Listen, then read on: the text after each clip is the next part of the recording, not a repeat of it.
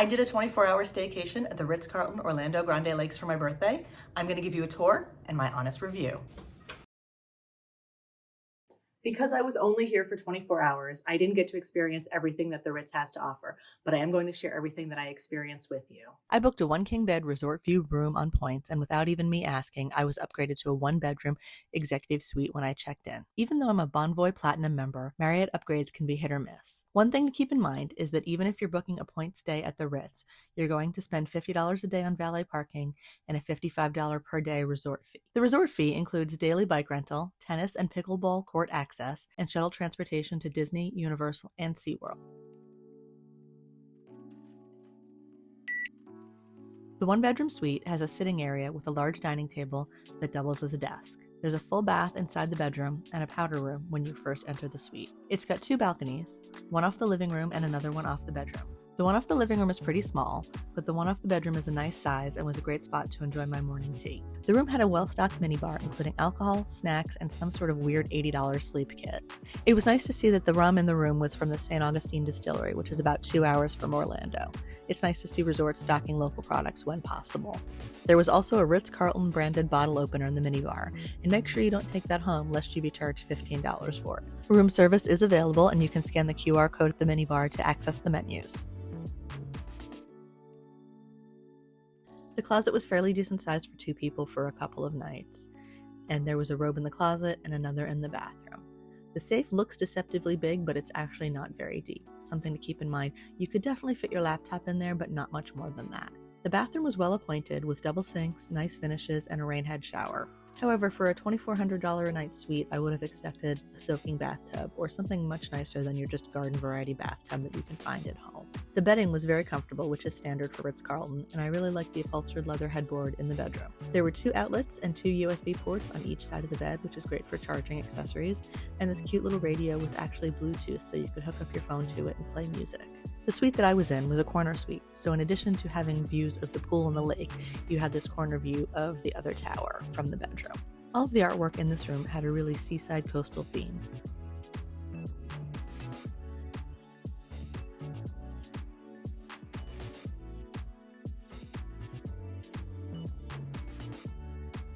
The Ritz-Carlton and the JW Marriott share the Grande Lakes property, and guests at both can use all the pools, restaurants, and facilities at either hotel. The Ritz has a gorgeous pool with plenty of seating, and there's even some in the shade, which is super important to me.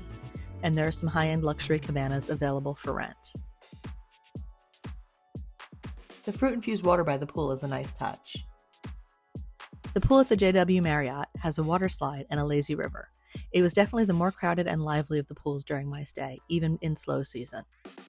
Most of the families seemed to gravitate towards the JW pool, leaving the pool at the Ritz to be on the quieter side. But if you're looking for really quiet, there's the shared spa pool, which is in front of the Ritz-Carlton Spa. So if you're looking for serenity, the spa pool is the place to go. While I was hanging out by the pool at the Ritz, I decided to grab some lunch at Bleu, the poolside restaurant. I had the tropical fish tacos, which were blackened mahi on a corn tortilla with red cabbage and mango salsa, and these wonderful little crunchy corn crumble things and some passion fruit, and they were absolutely fantastic. That evening, I headed to the lobby bar to grab a light bite for dinner. I ended up having the Wagyu sliders and the truffle fries. The sliders left a lot to be desired, which is pretty disappointing given the price. When I checked in, I was given a voucher for free coffee or tea and pastry at first drop as a thank you for being a loyal Marriott Bonvoy member. I headed there for breakfast before I checked out, and the chai tea I had was great, but the croissant was a little more chewy than flaky. Hey, at least it was free, right? One of the other things I found interesting over at the JW Marriott was the Primo organic garden. This herb garden features raised beds and a variety of seasonally grown fruits, vegetables, and herbs that are used in Primo restaurant. The sign says feel free to taste and touch, so it's a fun little spot to walk through. The Grande Lakes property is known for things like golf and its beautiful pools. However, there are other things to do on the property. While I was there was an archery lesson going on. People were walking and jogging around the lake, or even just relaxing in the lakefront hammocks. There's a spa and 24-hour fitness center, as well as tennis and pickleball courts. The property is also pet-friendly, so it was nice to see this dog way station by the lake. I had a fantastic staycation at the Ritz-Carlton Orlando Grande Lakes.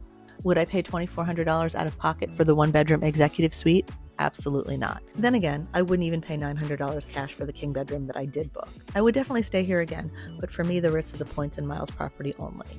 After having recently stayed at the St. Regis in Florence, which is a beautiful historic property in Italy, for about the same amount of points, I have to say that the Ritz feels, on the whole, kind of underwhelming. Is it luxurious? Yes. But it feels like it's just lacking that something special. I'll link my recent stay at the St. Regis Florence in the description down below so you can see what I mean. But if you're looking for a high-end resort to stay in the Disney area and you've got Marriott points to burn, I feel like it's probably worth it. And if you've got kids, it's probably even more worth it since you can use the JW Marriott, lazy river, and water slide. However, if you are planning a Disney vacation and looking to book, I would price out both the JW Marriott and the Ritz-Carlton Grande Lakes and stay at whichever one of those is cheaper or costs fewer points. Since the amenities are shared, I feel like you couldn't go wrong either way. Thanks so much for watching. Drop a comment below and let me know if you would stay at the Ritz-Carlton Orlando Grande Lake. Leave a like and don't forget to subscribe. I'll see you in the next one.